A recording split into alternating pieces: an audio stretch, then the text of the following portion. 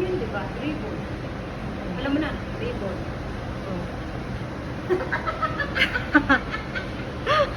O, dali lang yan. Ang taas, no? Pag nilobo yan, ang ganda.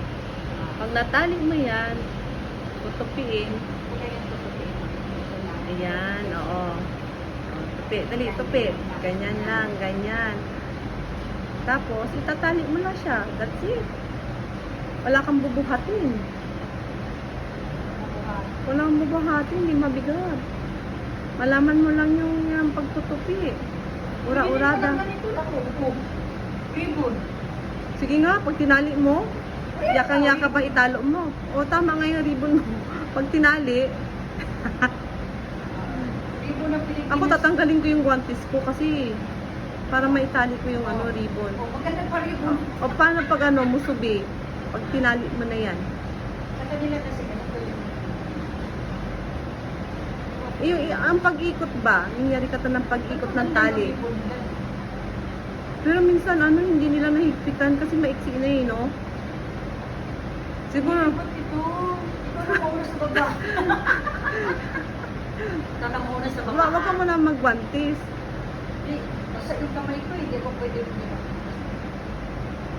Eh, hindi mo may tatali yung guantes. Hindi mo may tatali yung ribbon.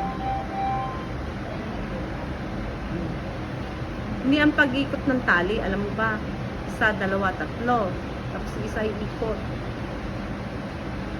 Kaso nga lang, pag tinali mo, hindi mo siya mahila-hila kasi maliit na yung tali, no?